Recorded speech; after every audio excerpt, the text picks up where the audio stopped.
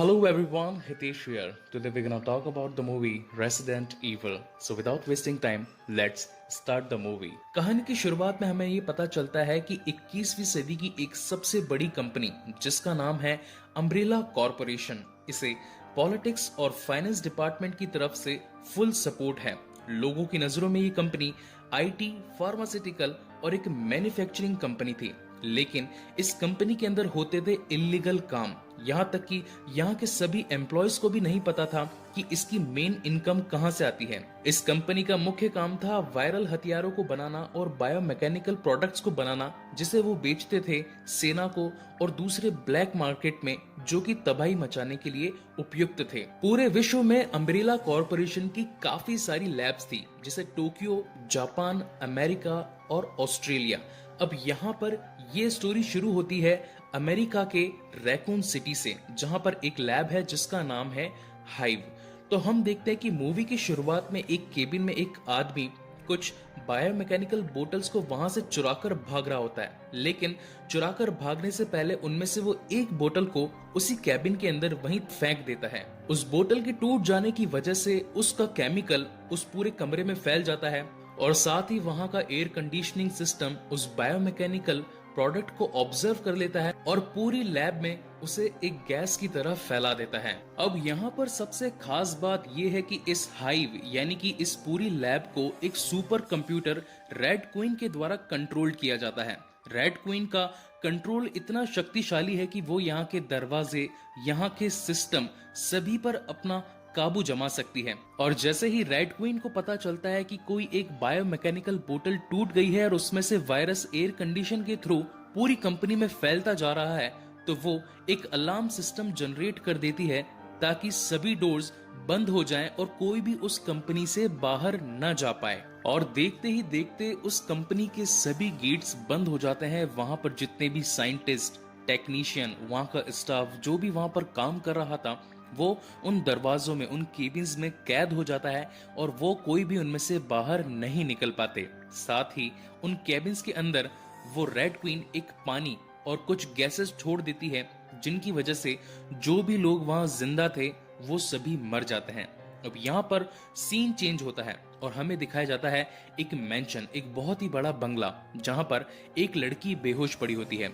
इस लड़की का नाम है एलिस। जब ये अपनी बेहोशी से जागती है तो इसे पता चलता है कि इसकी याददाश्त खो चुकी है। इसे अब अपने पुरानी बातों के बारे में कुछ भी नहीं पता कि ये कौन है, इसका नाम क्या है, ये यहाँ पर क्यों है, ये बंगला किसका है और मैं यहाँ पर क्या कर रही हूँ।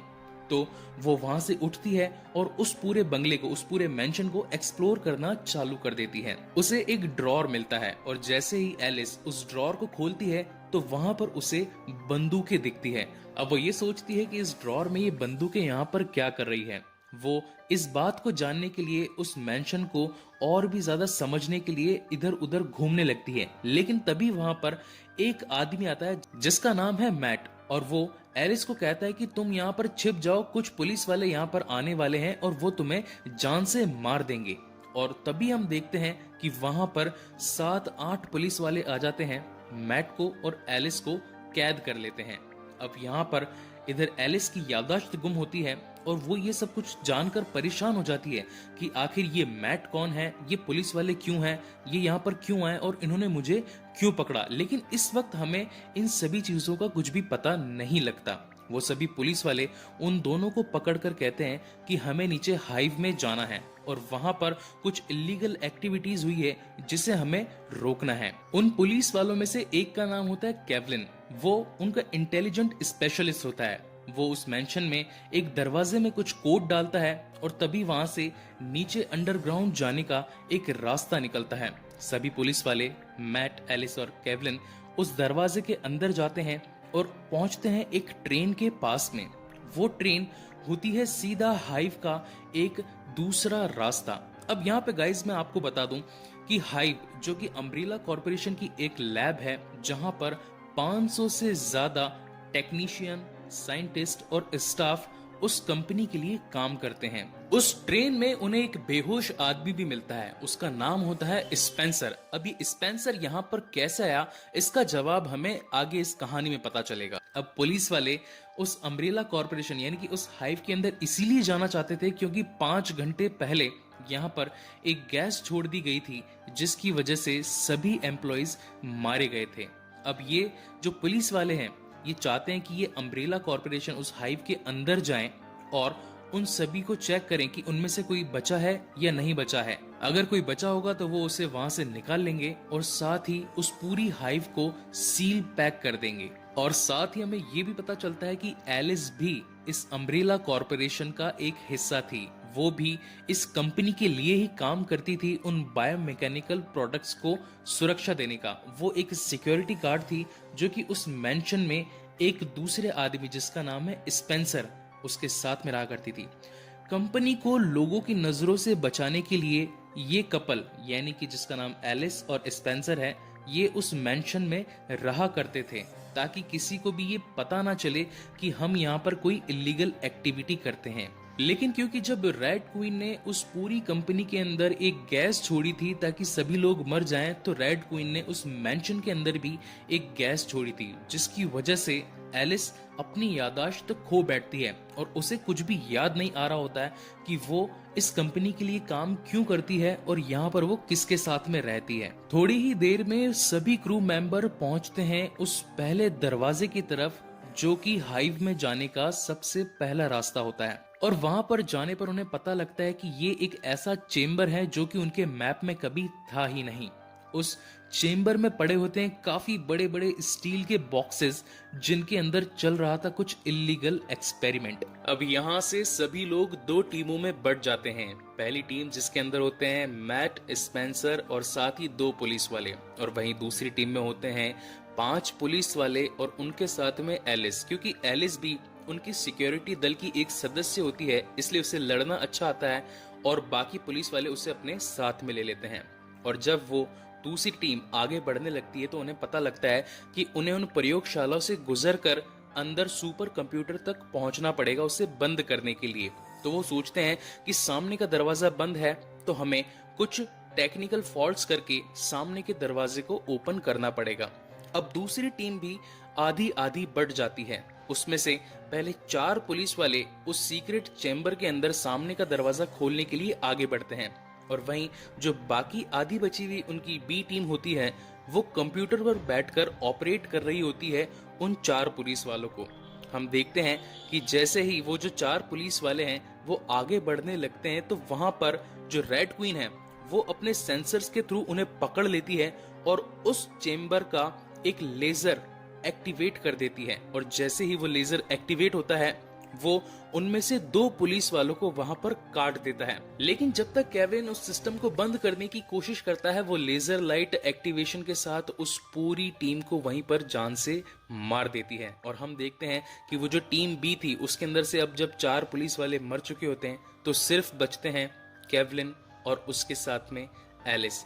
अब वो दोनों ये डिसाइड करते हैं कि बाकी का पूरा काम हम दोनों को खुद करना है। वो दोनों वहां से आगे बढ़ते हैं और उस रेड क्वीन के पास में जाते हैं जो कि एक सुपर कंप्यूटर है। वो खुद के बैग में से एक दूसरा सुपर कंप्यूटर निकालते हैं और उसे वहां पर एस्टेब्लिश कर देते हैं जिसकी वजह से वहां के सारे डोर खुल जाते हैं। अब यहाँ पर सबसे खतरनाक बात हमारे सामने ये आती है कि जिन कमरों के अंदर गैस छोड़ी गई थी उन लोगों को मारने के लिए अब वो मरने के बाद में एक ज़ॉम्बी बन चुके हैं। जैसा कि मैंने आपको बताया था कि इस मूवी की स्टार्टिंग में एक आदमी एक कमरे के अंदर एक बायोमैकेनिकल ट्यूब को फेंक देता है। उस ट्यूब के टूट जाने से केमिकल पूरी कंपनी में फैल गया होता है। अब क्योंकि वो केमिकल जो कि एक टी वायरस था उसकी वजह से वहां पर जितने भी मरे हुए लोग थे वो एक ज़ॉम्बी में बदल जाते हैं। थोड़ी ही देर में उन सभी कमरों के खुलने की वजह से वहां पर जितने भी जो उनके एम्प्लॉयज थे हाइव में जितने भी जो लोग काम कर रहे थे वो एक ज़ॉम्बी बन चुके थे और वो अब उन सभी पुलिस वालों मैट, स्पेंसर और एलिस पर हमला कर रहे थे। उन ज़ॉम्बीज के हमले से बचने के लिए वो सभी एक कमरे में छुपकर बैठ जाते हैं। तभी वहां पर एलिस को एक विजन आता है और उसे पता चलता है कि वो भी इसी कंपनी की एक सिक्योरिटी गार्ड थी जो कि लीजा नाम की एक शख्स के साथ में मिली हुई थी। अब यहाँ पर इस कहानी का सबसे बड़ा खुलासा होता है। इस पूरी हाइव को जो लोग इलीगल तरीके से ऑपरेट कर रहे थे उसका पर्दाफाश करने के लिए लीजा और मैट जो कि दो भाई बहन होते हैं वो ये डिसाइड करते हैं कि हम इस कंपनी में से उस बायोमैकेनिकल ट्यूब को पूरी दुनिया के सामने लेकर आएंगे जिससे कि इस अम्ब्रेला कॉरपोरेशन को रोका जा सके। साथ ही ये भी पता चलता है कि लीजा ने एलिस को कहा था कि प्लीज मुझे वो टी वायरस की एक ट्यूब लाकर दे दो ताकि मैं उसे लोगों के सामने दिखा सकूं। लेकिन इस बात को कोई सुन लेता है और वो जो शख्स जो उनकी बातें सुन रहा था वो और कोई नहीं था, वो था स्पेंसर। अब यहाँ पे हमें ये पता चलता है कि लीजा जो कि एलिस की मदद से उस ट्यूब को चुराना चाहती थी कंपनी का पर्दाफाश करने के लिए, लेकिन वहीं दूसरी तरफ स्पेंसर उन ट्यूब्स को इसलिए पाना चाहता था ताकि वो उन्हें ब्लैक मार्केट में बेचकर अच्छा मुनाफा कमा सके। और यही रीजन था कि स्पेंसर एलिस से पहले उस कंपनी में जाकर उन ट्यूब्स को चुराता है और साथ ही उसकी इस इलीगल एक्टिविटी का अम्ब्रेला कॉरपोरेशन को पता न लग सके इसलिए वो एक ट्यूब को वहीं पर फेंक कर तोड़ देता है, जिसकी वजह से वो गैस पूरी उस लैब में फैल जाती है। लेकिन इसका एक नुकसान ये भी होता है क्योंकि गैस की फैलने की वजह से रेड क्वीन एक्टिवेट हो गई थी और उसने भी एक ऐसी गैस छोड़ दी थी जिससे कि सब बेहोश हो गए थे और उनकी यादाश्त खो गई थी। और यही रीजन था कि रेड क्वीन की फैलाई गई गैस की वजह से स्पेंसर भी बेहोश होकर ट्रेन में गिर जाता है। अब क्योंकि स्पेंसर और एलिस को अपनी यादें वापस आ चुकी होती है तो वहां पर एलिस स्पेंसर से लड़ने लगती है, लेकिन स्पेंसर उन्हें एक और दूसरे कमरे में कैद करके वहां से अकेला ही भाग जाता है। लेकिन कुछ ज़ॉम्बी आकर स्पेंसर को काट जाते हैं, लेकिन स्पेंसर उन्हें गोली मारकर वहां से भगा देता है। अब यहाँ पर हमें ये पता चलता है कि स्पेंसर जो वहां से बक्सा लेकर भागा था उसके अंदर टी वायरस भी था और साथ ही उसका एंटीडोट भी था। वो ट्रेन पर जाकर उस एंटीडोट को अपनी बॉडी में इंजेक्ट करने लगता है ताकि वो टी वायरस का जो पूरा असर है उसे खत्म कर सके। लेकिन हम देखते हैं कि वहां पर एक बहुत ही बड़ा लिकर जो कि होता है एक एक्सपेरिमेंट पूरी अम्ब्रेला कॉरपोरेशन का, वो वहां पर आ जाता है और स्पेंसर को जान से मार देता है। ये सारी एक्टिविटी एलिस और उसके बाकी दोस्त देख रहे होते हैं एक छोटी सी सीसीटीवी कैमरा में। वहां पर रेड क्वीन उन सभी को बताती है कि ये भी एक्सपेरिमेंट अम्ब्रेला कॉरपोरेशन की तरफ से किया गया था। तभी एलिस वहां पर एक कुल्हाड़ी उठाती है और उस सेंसर में उस कुल्हाड़ी को जोर से मार देती है, जिसकी वजह से वहां का जो डोर था, जो लॉक था, वो अनलॉक हो जाता है और उसी की वजह से एलिस अपने दोस्तों के साथ में उस रूम से बाहर निकल पाती है और वो सभी पहुंचते हैं उसी ट्रेन के पास में जहां से वो इस हाइव के अंदर आए थे। जैसे ही वो उस ट्रेन के अंदर बैठते हैं और उस ट्रेन को चालू करते हैं तो वो जो लिकर मॉन्स्टर होता है वो उन सभी के पीछे पड़ जाता है। वहां पर केवलिन काफी गोलियां चलाता है उस लिकर मॉन्स्टर को मारने के लिए, लेकिन वो लिकर मॉन्स्टर उस केवलिन को वहीं पर खा जाता है और मैट के हाथ पर एक बहुत ही जोर का पंजा मार देता है, जिसकी वजह से मैट भी घायल हो जाता है। लेकिन एलिस काफी होशियारी के साथ में उसकी जीभ में एक पाइप घुसेड़ देती है, जिसकी वजह से वो लिकर मॉन्स्टर वहीं पर अटक जाता है। मैट वहां पर काफी चालाकी के साथ में बाकी सभी पाइप्स को उस लिकर मॉन्स्टर पर जोर से मार देता है, जिसकी वजह से लिकर मॉन्स्टर नीचे की ओर गिर जाता है। अब क्योंकि ट्रेन बहुत ही स्पीड में चल रही होती है तो उसके घर्षण की वजह से लिकर मॉन्स्टर वहां पर जलकर मर जाता है। अब यहाँ पर मैट और एलिस दोनों वापस से उस हाइव के मेंशन तक पहुंचते हैं और जैसे ही मेंशन में वो लोग पहुंचते हैं तो पता चलता है कि मैट का जो जख्म है अब वो काफी ज्यादा बड़ा हो गया है। एलिस उस बॉक्स को खोल के उसमें से एंटीडोट निकालकर जैसे ही मैट को लगाने लगती है पर काफी सारे दूसरे साइंटिस्ट आ जाते हैं और वो उन दोनों को पकड़ लेते हैं। एलिस उनसे बचने की और साथ ही मैट को छुड़वाने की काफी कोशिश करती है, लेकिन उसकी सारी कोशिश नाकामयाब होती है। वहां पर सभी साइंटिस्ट कह रहे होते हैं कि मैट की बॉडी के अंदर अब काफी सारे बदलाव आ रहे हैं, हम इसे नेमेसिस एक्सपेरिमेंट के लिए यूज कर सकते हैं और एलिस को एक क्वारंटीन प्रोसीजर के लिए यूज कर सकते हैं। और फिर वो एलिस को रैकून सिटी हॉस्पिटल के अंदर ले जाते हैं। थोड़ी देर बाद हमें पता चलता है कि एलिस की आंख खुलती है एक ऑपरेशन थिएटर में और वो वहां पर अपने आप को अकेला पाती है। उसकी बॉडी में काफी सारी ट्यूब्स और काफी सारे इंजेक्शंस लगे हुए होते हैं। वो उन सभी को अपनी बॉडी से डिटैच करती है और वहां से निकलने की कोशिश करती है, लेकिन सारे दरवाजे बंद होते हैं। तभी वो उनमें से एक सिरिंज यानी कि एक इंजेक्शन को लेती है और उस डोर के लॉक सिस्टम के अंदर लगा देती है, जिसकी वजह से वहां पर एक छोटा सा शॉर्ट सर्किट होता है और वो डोर भी अनलॉक हो जाता है। अब वहां से एलिस उस रैकून सिटी हॉस्पिटल से बाहर निकलती है तो उसे पता चलता है कि वो जो वायरस था टी वायरस वो अब पूरी तरीके से रैकून सिटी में फैल चुका है और मौत का एक नया मंजर शुरू हो चुका है। अब क्योंकि एलिस को ये बात पता थी कि जब ज़ॉम्बीज के सर में गोली मारी जाती है उसी की वजह से वो मरते हैं, तो वो वहां से पास की एक पुलिस कार में से एक शॉटगन निकाल लेती है और अब वो तैयार होती है उन सभी ज़ॉम्बीज से लड़ने के लिए। और इसी के साथ ये मूवी यहाँ पर खत्म होती है। गाइज, आपको ये मूवी कैसी लगी प्लीज मुझे लाइक और कमेंट करके जरूर बताएं। इसका अगला पार्ट मैं जल्दी ही अपने चैनल पर अपलोड करूंगा। और अगर आपको ये वीडियो अच्छा लगा हो तो प्लीज इसे लाइक करें और मेरे चैनल को सब्सक्राइब करें। Thank you very much for watching this video.